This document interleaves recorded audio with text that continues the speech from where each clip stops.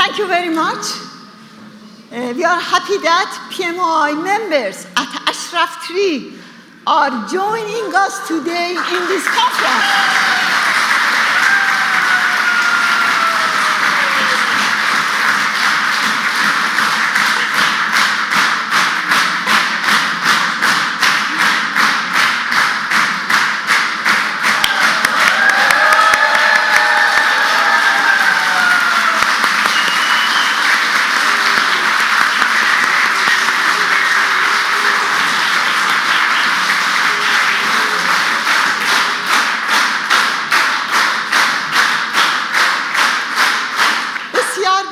خوشحالیم که شما خواهران و برادران عزیزمون رو امروز با خودمون اینجا داریم.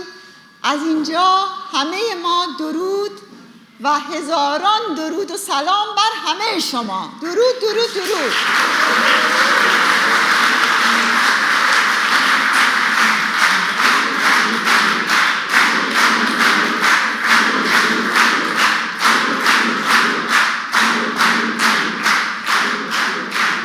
Thank you. Mr. Secretary, welcome to the home of the Iranian resistance. We are delighted to host you in the early days of the new year.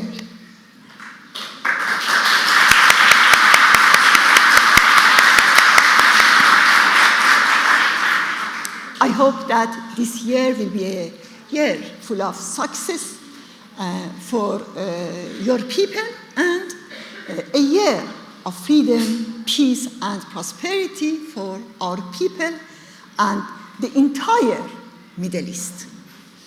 2024 was a year full of serious defeats for the regime. We saw widespread boycotts of 2 sham elections, increased resistance in prisons, more young people joining resistance units, and the expansion of their activities. The regime also confronted a broken economy, 40% inflation, widespread poverty, and massive financial corruption, especially among officials and IRGC commanders, and growing defections among its loyal forces.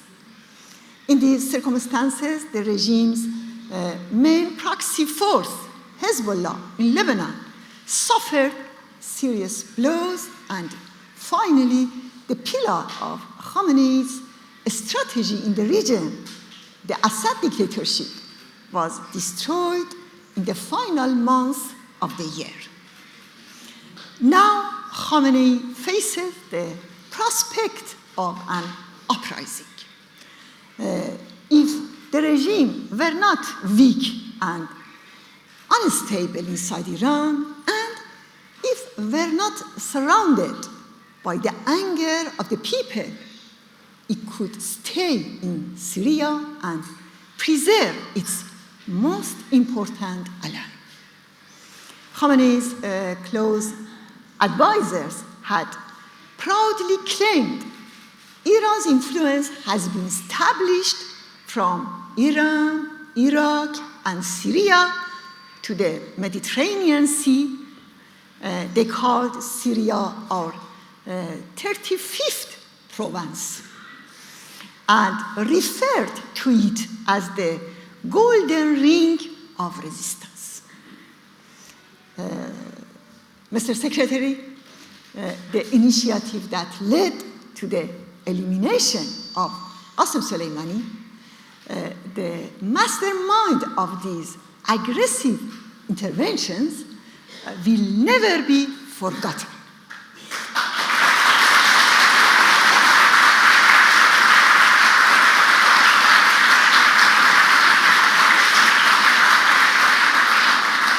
It was a strategic blow whose effects remain evident in the developments of recent months. What happened in Syria revealed the weakness of the regime's forces. At the start of the battles in Aleppo, the regime had 30 bases in that area alone. Yet, as soon as opposition forces launched their attacks, the regime forces disintegrated.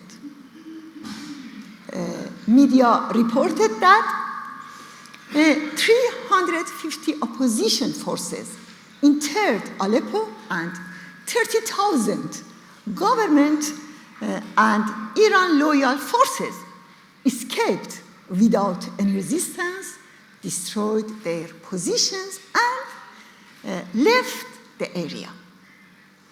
Similar situation happened across Syria. Therefore, the claim by the ruling mullahs that they had no forces in Syria is a complete lie. They were not surprised by the events in Syria either. Khamenei and his foreign minister clearly stated that they had informed Bashar Assad about the opposition's movement months earlier. In reality, it is correct to say that the fall of Bashar Assad was the result of the collapse of the regime's forces in Syria. These events carry heavy consequences for the regime's survival. Khamenei's dominance has suffered a significant blow. The terrorist Quds force has faced a serious setback and is even being questioned within its ranks. This situation has terrified the Basij and IRGC forces. In a public speech, Khamenei urged the regime's promoters to counter their panic and disappointment. The most significant impact has been the remarkable boost in the fighting spirit among young people and the public's readiness for future uprising. The regime's highest security bodies, including the Ministry of Intelligence and Sarollah headquarters, which is the key security base in Tehran, have issued confidential instructions to control protests and prevent unexpected incidents. These orders clearly predict the possibility of uprisings. Still, Khamenei found these security measures useless. In a speech that was unusual during his rule, he made threats to suppress participants in future protests. One of the most alarming aspects of Assad's fall for the regime is that the Iranian people saw with great joy that overthrowing of a highly criminal dictatorship is indeed possible.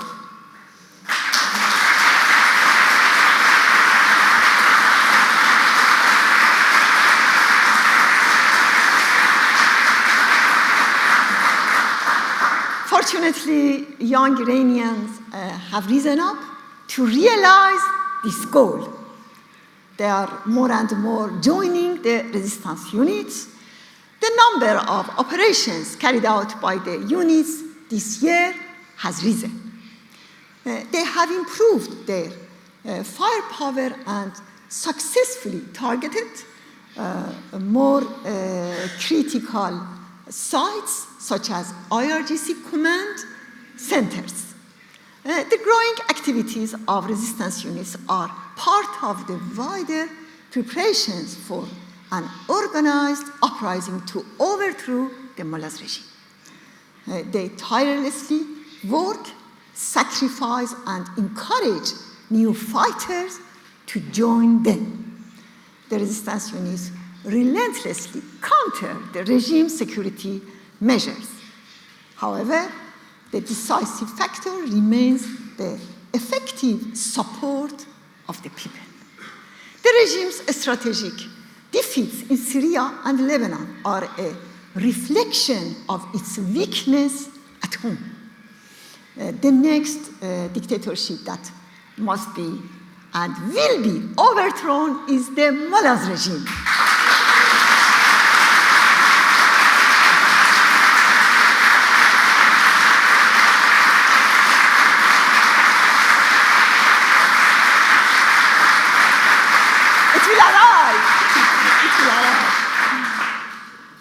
Mr. Secretary, dear friends, the regime's defeats in the region have been severe and it cannot recover. However, this should not lead to the false impression that Khamenei will give up the foundations of his rule. He will neither stop suppression the Iranian people, abandon his nuclear weapons program, nor consider his regional warmongering. His regime will take no real steps except to deceive Western counterparts in order to accelerate their program to obtain nuclear weapons. They have resorted to war, repression, and nuclear weapons, not because of their power. The reality is that they rely on these strategies to break the siege of uprisings and counter the wave of demands for regime change within Iranian society. In 2023, when Khamenei provoked the flames of a destructive war on October 7, he made a great mistake. Yet, he had to do so in order to delay the threat of uprisings within Iran by creating an external war. Today, despite significant blows, he continues on the same path. There is only one solution for removing the regime's influence in the region, stopping its nuclear and missile programs, and forcing it to end the torture and executions of Iran's youth. That solution is the overthrow of the religious dictatorship by the Iranian people and the Iranian resistance.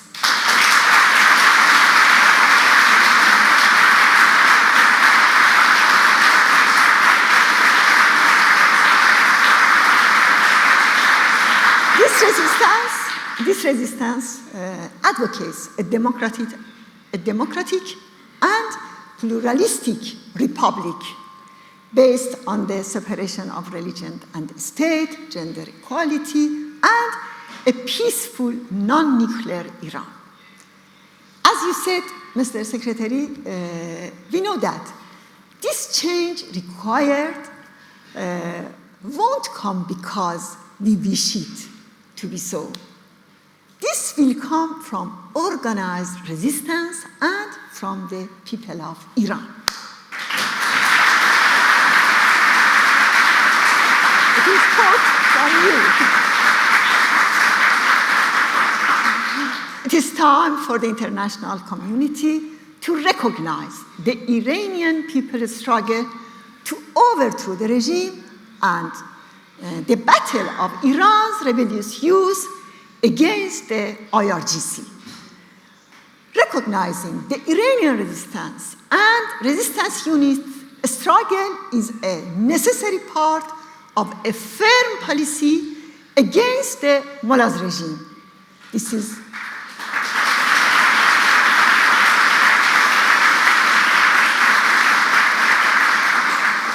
not one choice among many. It is the only practical and viable solution to confront the religious fascism ruling Iran. Thank you all very much, and thank you, Mr. Secretary.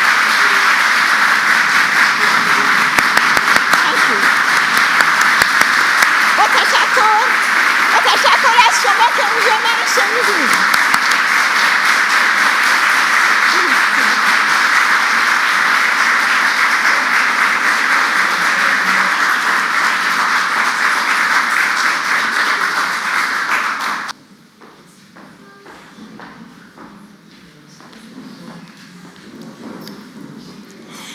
President-elect Mrs. Maryam Rajavi, Honorable Secretary Pompeo, ladies and gentlemen, good morning to you all, and a very warm welcome to the House of the Iranian Resistance. I also would like to express my deepest gratitude and warmest greetings to my sisters and brothers in Ashraf 3, the vanguard of the Iranian people's struggle for freedom and democracy. Ladies and gentlemen, it is my distinct honor to welcome Secretary Mike Pompeo, the 70th U.S. Secretary of State and a steadfast advocate of Iranian people's desire for change.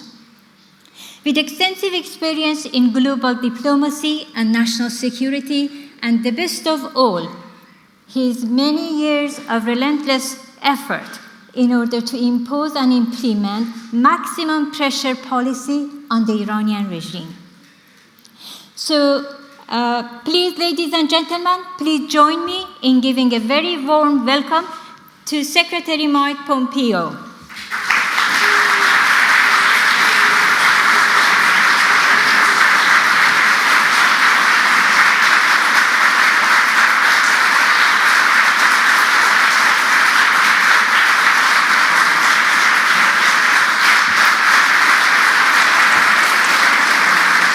Thank you all.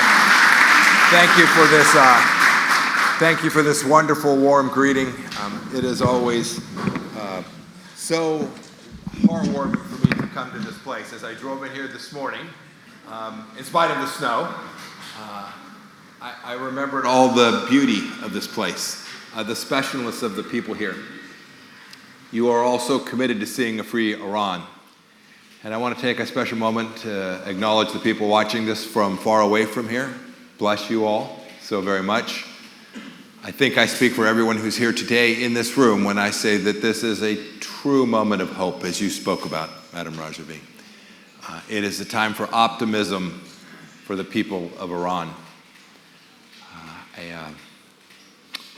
I've seen this past year, and it has been demonstrated, the regime is undoubtedly at its weakest point.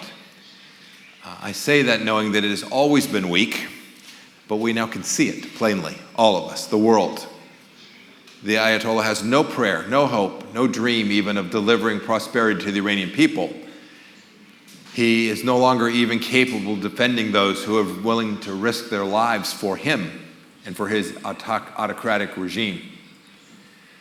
It was a very kind introduction. Thank you. I'm the 70th Secretary of State. The world will soon have America's 72nd Secretary of State with the turn of the Trump administration. I don't speak for the administration. It won't take office yet for another handful of days.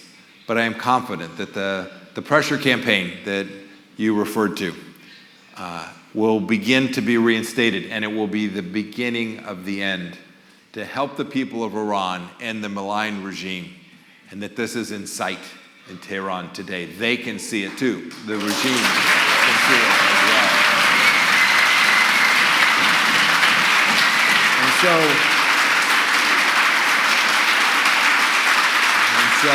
And so for those of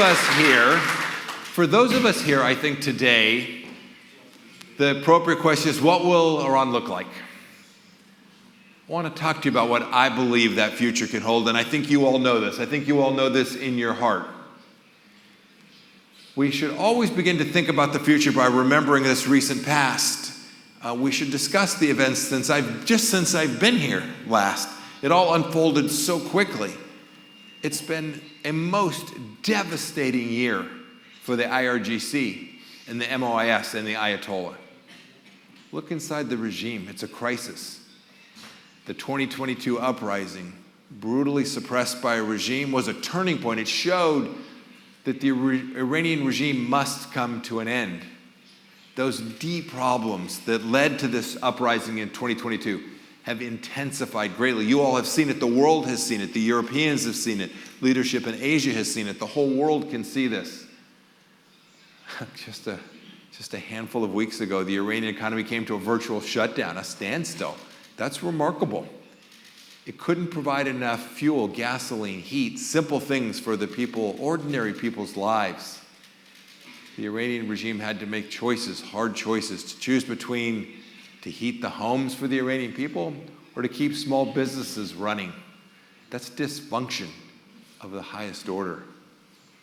Think about this. Think about this for just a moment.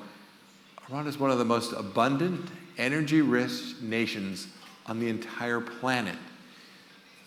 It's blessed about things only the people of the world can only dream of in so many countries, and it can't provide energy for its own people. We know this, you know this. It's not about what's below the ground, it's about what's above the ground. Right? It's that the Ayatollah and his cronies care more about fomenting war against their enemies and their radical theology than they do about basic sustenance for their own people. The problem isn't one of resources, it's a problem of theocracy and politics and a regime that is evil. It's a regime that cares about enriching itself more than taking care of just the basic needs for its own people. Maryam Rajavi spoke about its economy being in shambles. I think that's very kind. I think it's much worse than that. The rial has lost 30% of its value in just the last 90 days. And no matter how much the regime wishes to project stability to the world or confidence in itself, you can't ignore basic economics like that. Politically, the situation's no better. The death of Raisi was an irreparable blow to the leader, to the Ayatollah himself. Raisi was a pillar. We all know his history as the butcher of Tehran. He had heavily invested in Raisi. He had groomed Raisi to ensure that the regime would have continued set of policies when he passes from this world. Raisi was installed with a sham election, widely boycotted by the vast majority of the Iranian people. And in the wake of his death, the regime held yet more sham presidential elections. And again, the Iranian people responded by boycotting, by not participating, by not granting the regime the basic dignity of having the people install the theocrat that he wanted installed. They emphasized the illegitimacy of the Ayatollah and its government in their basic fundamental action of just saying, not me, I won't show up. So this crisis, this economic crisis, this political crisis, this crisis of basic character cannot be denied. We should all remember that Khomeini never sought to deliver a brighter future for the Iranian people that he claims to lead. Both he and his predecessor took the wealth and resources that rightly belonged to those people and delivered to them instead proxy forces around the world to protect the regime, to create conflict in other places so as not to allow anyone to see, people in the world to see what was really taking place. And now it's apparent that this has utterly failed. The past year has made this clear, even to those people who didn't believe this inside of my own country. They can see what has been wrought upon these proxy forces. In Lebanon, Hezbollah was quickly reduced from what was perceived as a once powerful force to total impotence, and indeed near non-existence. What a blessing for the Iranian people and for the world. Hezbollah is not even a shadow of what it once was, and the Ayatollah powerless to stop it. Hamas on the verge of complete defeat and collapse in Gaza, its leadership decimated, its senior leaders gone, vanished. And the leadership in Iran, impotent, unable to do anything to stop its demise. And most dramatically, the regime in Syria, what provided the flows. This was the bridge between all of the Iranian proxy forces. This regime that dropped chemical weapons on its own people and killed its own people with the full support of the leadership in Iran, and without which it couldn't survive, no longer had two legs to stand on, and it is now gone, shattered. Assad hiding in another country, hoping only that he can stay alive in spite of the crimes he committed against his own people. You know, I think that the fact that it fell so quickly, that it was such a paper tiger, and I think this told the world that the Ayatollah is finished, that his time is complete. I think we can all see that. This is devastating for someone like the Ayatollah. In the past year, all the regime's bluster about the extent of its power and influence has been revealed for what you all knew it was, a grand lie. You know, I want to take a moment. I'm from the state of Kansas. You all wouldn't know the story so well of the Wizard of Oz. It's now famous with Wicked. There was this man who sat in this chair and pretended to be the leader, but he was nothing. He was nothing. The Ayatollah, the wizard in Iran, has now been revealed for what he truly is, a corrupt character who only rules by fear and terror. And that day, ladies and gentlemen, is quickly coming to an end.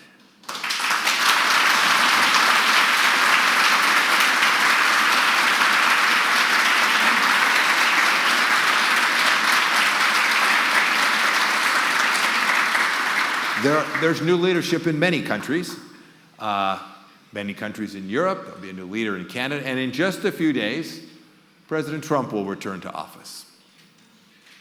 He has talked in detail about bringing back the maximum pressure campaign that had proved so successful. And this brings me to a point that this morning we should all consider in the days ahead. We can feel that the regime's end is in reach. You all have contact with people who are living inside the country. They can feel it too. Whether it was the fall of Assad that showed that these dictatorships are just simply rotten to the core, and that they seem invincible only until the moment that they break.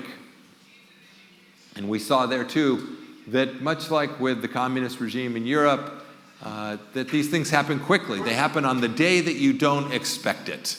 There is no plan which says in 37 days this is going to happen. You'll recall that back in 2013, Assad was close to falling. But at that time, Russia and the regime in Iran prevented its overthrow. Tehran dispatched what was at the time thousands and ultimately became tens of thousands of its proxy forces and its IRGC and Quds forces around the region to keep and protect Assad in power because they needed that to protect their own power. But of course, the regime ran out of juice. It ran out of power and character and decency as perceived in too many salons in Europe. They were prepared to negotiate with a leader who was on his last legs. I am confident that after January 20th, that will not happen again. The mayhem, the terror, and the chaos that sowed for decades became a massive liability that could not be prevented from falling due to the rate of its own corruption. And this too will happen in Iran. And this is my message today to the Iranian people who have the opportunity to hear this, and the resistance units that are fighting on behalf of all of us. Keep up the fight. Keep your focus on the IRGC. The United States and the pressure campaign will return, making the regime even more fragile. You, the resistance, you are on the right path.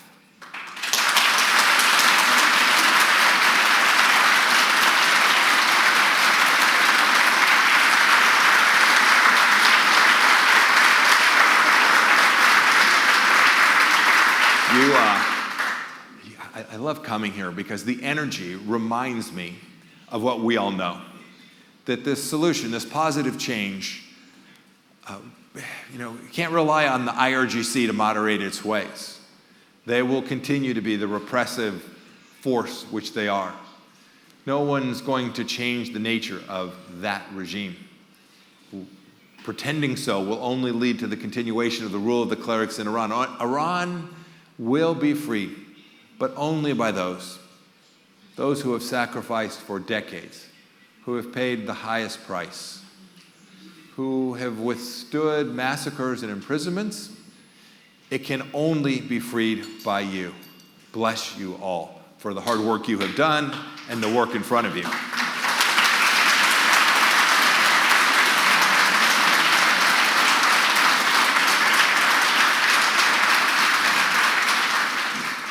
What comes next? Syria's experience showed that change requires a dedicated force on the ground and allies outside. Iran, with its more extended history and its impressive organizational capabilities, has a battle-tested force. The MEK has been confronting the regime for decades in Iran. The MEK was the largest target and primary victims of 1988 and the massacre of 30,000 political prisoners inside of Iran. The MEK has been the target of terror abroad and the subject of massive demonization campaigns by the regime. Every week, in Friday prayer ceremony across Iran, the regime chants slogans against the resistance. And the regime's propaganda machine calls them a terror cult. I wouldn't be here if that's what it was. So, sadly, do thousands of parliamentarians across the world who don't understand. But now I think we all know the truth. You all are freedom fighters of the highest order. In her speech on November 20th in the European Parliament, Maryam Rajavi, not so long ago, you explained the roadmap for the regime's end and in the transition period. The roadmap doesn't count on Americans.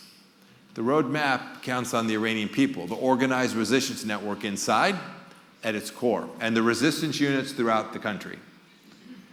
These units must be and are the decisive force in the transformation that must be recognized.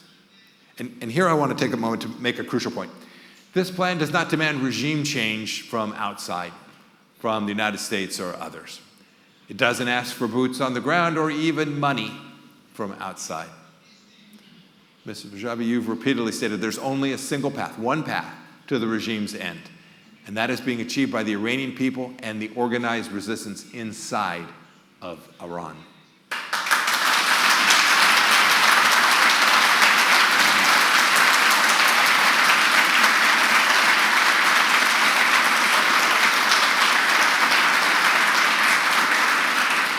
The only demand of the resistance is that the recognition of the Iranian people's plight to bring about the end of the regime is proper.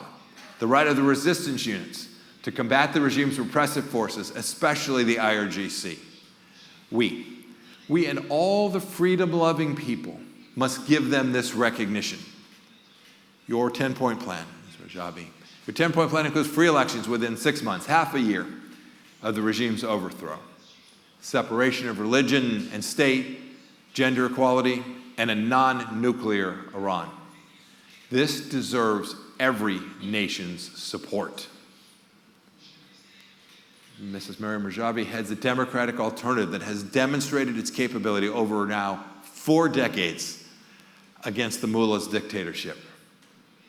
Your movement has shown the incredible capacity and resilience to end the regime's brutality. And you've exposed much of the regime's nuclear sites and details of Iran's nuclear weapons and missile program. And the world owes great debt for all of this work, hard work. The resistance has been willing to pay a very real and serious price. It has a platform that we can all support. And now has garnered massive international support as well. New U.S. policy, as the new administration comes in, needs to create even more space for the Iranian resistance to be vigilant on the ground. And the focal point of this policy has to be recognition of the Iranian people's right to resist, and to recognition of the National Council of Resistance of Iran as the single best alternative to the clerics that are ruling Iran. You, the Iranian people, must be governed by those who are seeking a democratic, free Republic of Iran rather than this oppressive regime. I'm confident that we can get there. I hope to return to Ashraf 3 before too long.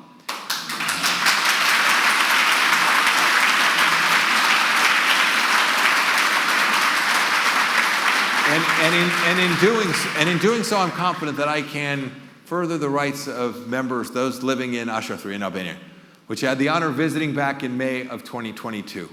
We can restore what is taking place there, which will help the resistance inside of the country. I am heartened by this morning, and I want to close that this is the time for the West to recognize the right of the Iranian people, this fundamental right that is so basic to every human being created in the image of God, to live with human dignity. And that means the right to resist and to change the nature of the lives for the people inside of Iran. You know, this country, Iran, is defined by those who for decades have paid this dear price of which I have spoken for years. Indeed, I'll never forget being shown a red-covered book when I visited Ashraf III on my last trip. Its pages contain the names of thousands of resistance fighters. Many of you know them. Some of them are family members of people in this very room and those of you watching from Ashraf III today. These loved ones aren't just numbers to you. They aren't just names in a book. They are the people who will deliver this free Iran. Bless you.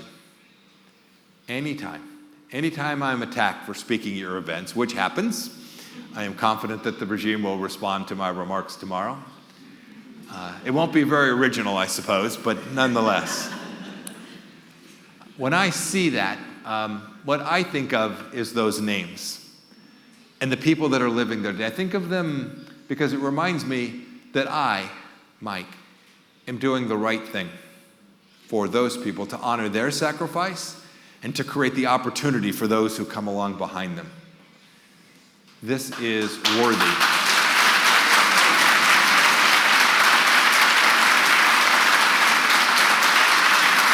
Thank you. Thank you. Thank you so much. Thank you. One last thought. This is worthy because it's going to lead to an outcome for which you have all worked so hard for so many years. It is worthy because it is the right thing for all of the Iranian people. It is worthy because it will, in the end, create the capacity to hold accountable the slaughterers, the indecent, those who have committed such atrocities and such horrors. It is worthy because what we've seen take place in these last months throughout the region, the absolute clarity this has shown about the devastatingly weak regime, it is worthy because in the end, human decency will triumph. And the Iranian people and the resistance that you all have led will lead us to the outcome about which we have all been dreaming and believing and working for all these years. Thank you, and may God bless each and every one of you. Onward towards victory. Thank you.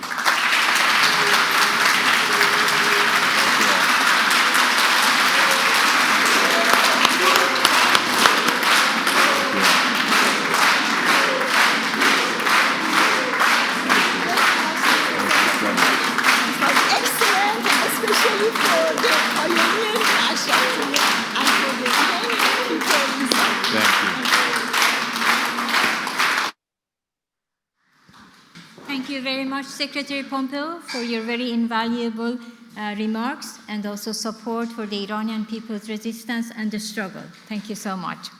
Now it is a very high time. Please allow us to join with our sisters and brothers in Ashraf III and to hear their inspiring messages. Thank you very much.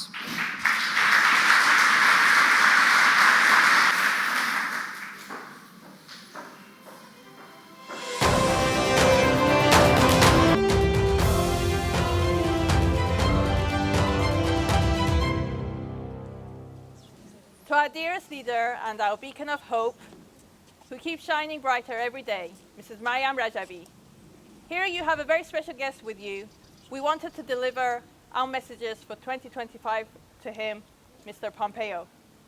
I'm Shahabe, a PMOI fighter for 25 years, and one who was very lucky to have survived the Persian Gulf War back in 1991, when I was sent off abroad to live with families supporting the PMOI in the United Kingdom. Growing up there, I found my biggest dream, that was to travel the world. But knowing of the atrocities taking place in my country and the horrors and the misogynist rule upon the women and girls of Iran, I could not continue living a normal life and chose to join this path. I was in Ashraf 1 and 2, where I experienced losing friends very close to me. But the biggest challenge of my life came on September the 1st, 2013. Yes, losing my mother. She was abducted by Iraqi proxies under the command of Qasem Soleimani.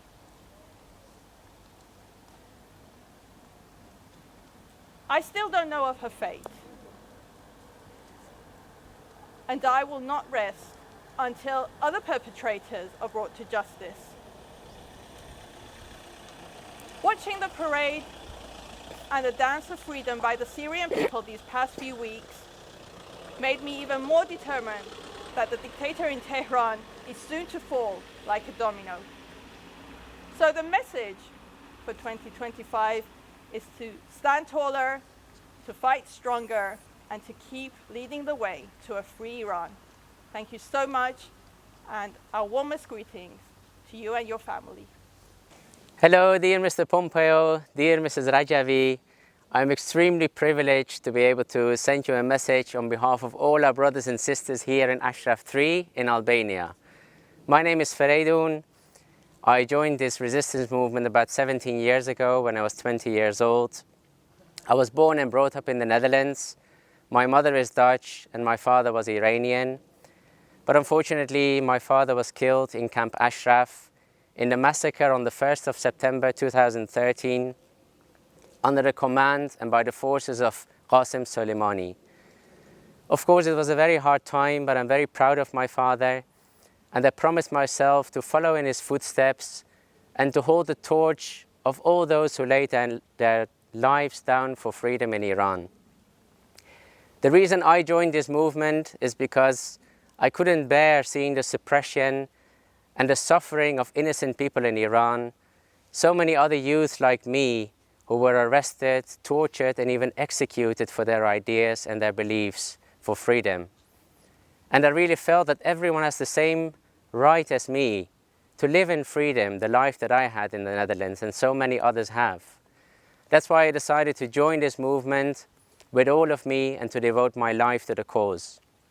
And I'm privileged that I can. For this reason, I really wanted to thank you from the bottom of my heart, Mr. Pompeo, for your wonderful and invaluable support for our cause, and especially for Mrs. Rajavi and her 10-point plan. As you know, she is an inspiration for all of us and for so many youth inside Iran. She really symbolizes hope, passion, love for the cause, the ultimate sacrifice, and determination. The determination that nothing is impossible and that we can and must overthrow this evil regime in Iran and free our people. Finally, I wanted to wish you a very happy new year to you and your family, a year full of hope, joy, happiness, and good health, of course. And we really hope that this will be the year that we can all return to our homeland, Iran, to free our people and to invite you as our special guest in the Freedom Square in Iran, and that the Iranian people can thank you themselves with open arms. Once again, thank you very much for everything, and we greet and thank you from Ashraf 3 here in Albania with all our brothers and sisters. Thank you and God bless you.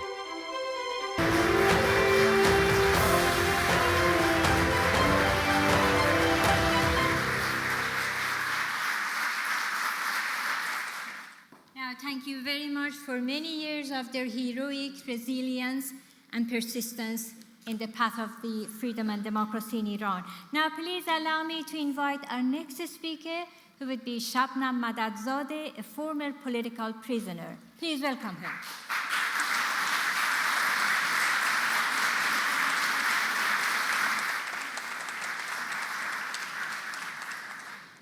Dear Ms. Rajavi, dear Secretary Pompeo, dear friends, and my dearest brothers and sisters in Ashraf 3, I'm delighted to have this opportunity to speak with you today here in the House of the Resistance.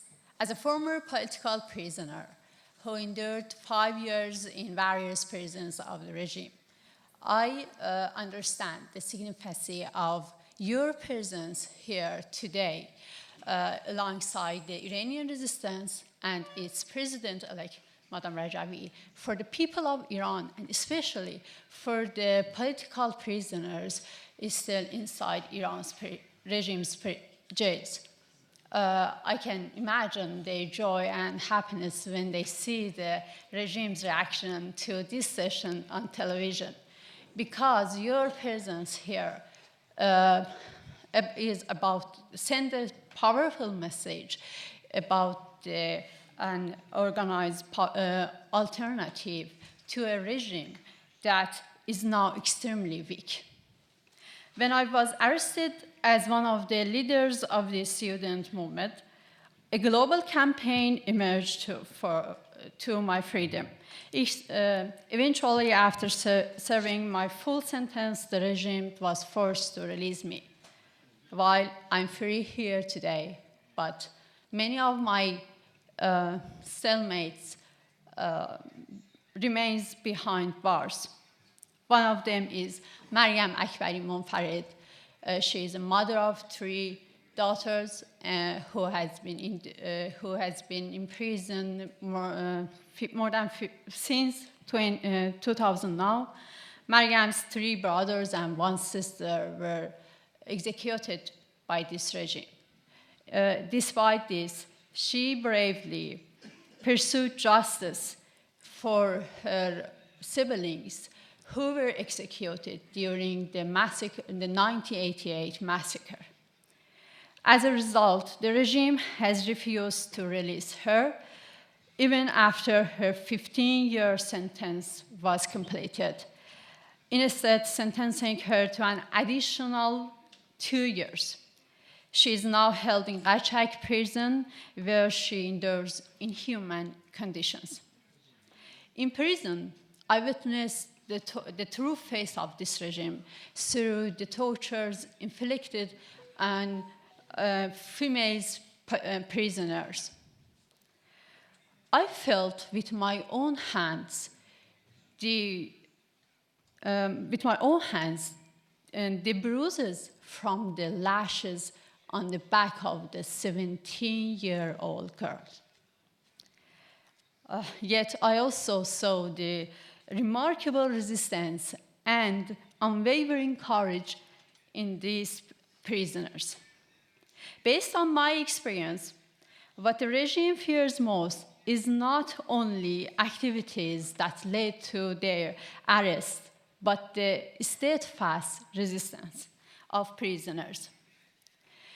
This resistance stems from their connection to the nationwide organized opposition, the reality that deeply terrifies this regime.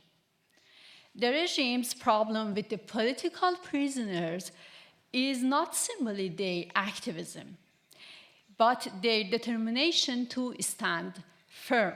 This is the same reason that this regime targets the Peoples of Mujahedin's organization, MEK.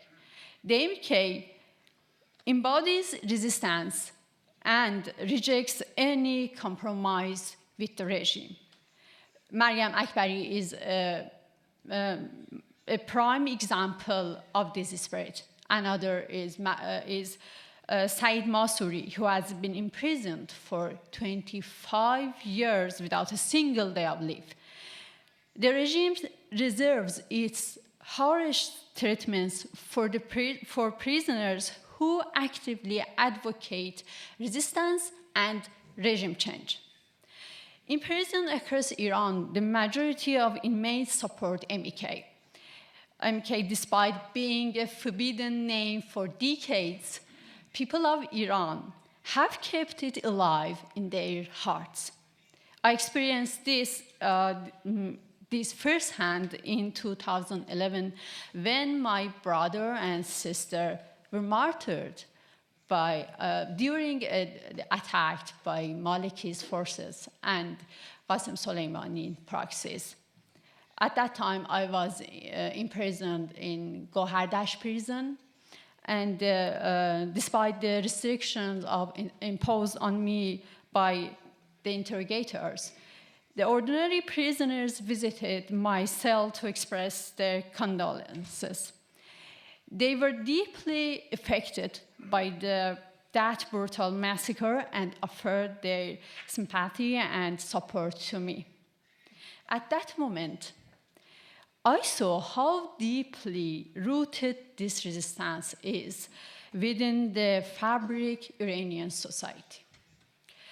From the bottom of my heart, I thank you for standing with us in this difficult journey. And I hope the day will come soon that we can welcome you in a free Iran. Thank you for listening.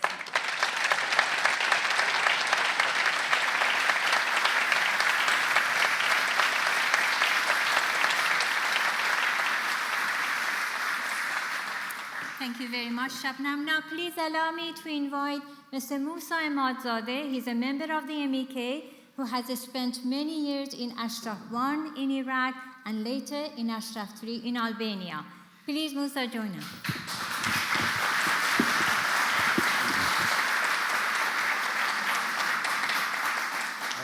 Good day to everyone. Thank you for giving me this opportunity to talk here today. Secretary Pompeo, nice to see you again here. I saw you also in Ashraf. It was a great pleasure to me, and also today a great pleasure. Madam Rajavi, my name is Musa Ahmadzadeh. I grew up in Europe. I have not seen yet my homeland Iran, but my heart has always been in Iran and is there. I have closely followed the news and events involving young people in Iran. I keep asking myself, who has the courage to stand up against this regime and confront the IRGC? I want to speak about the youth of Iran, a generation that not only rejects the clerics, but actively seeks rebellion, resistance, and the overthrow of this regime. This spirit and courage have spread widely among Iran's youth. That is why the strategy of rebellion and the activities of the resistance units in Iran have advanced so much. Even as I speak now, there are young people preparing operations to set fire to regime symbols tonight. These actions break the atmosphere of fear and despair and keep hope alive in Iran. Young members of these resistance units are now in prison, and we know that all, but their strength and courage have shaken the regime to its core. The regime knows how unstoppable these young heroes are. Even more executions won't break their spirit. They are unbreakable, and the regime is terrified. This is the force of change. The regime's disinformation campaign has backfired. It cannot hide the truth. Iran's young generation are done with oppression. They want change, and they want it now. No wonder the new generation is turning to the MEK. They see the MEK as the answer. An organization with decades of experience, strength, and a plan to take down the regime. The MEK is the regime's worst nightmare. This movement is bringing hope and building a bright future for a free Iran. And I really thank you from my bottom of heart for standing beside the Iranian opposition and the MEK for a regime change in Iran. Thank you, and thank you, Madam Rajavi.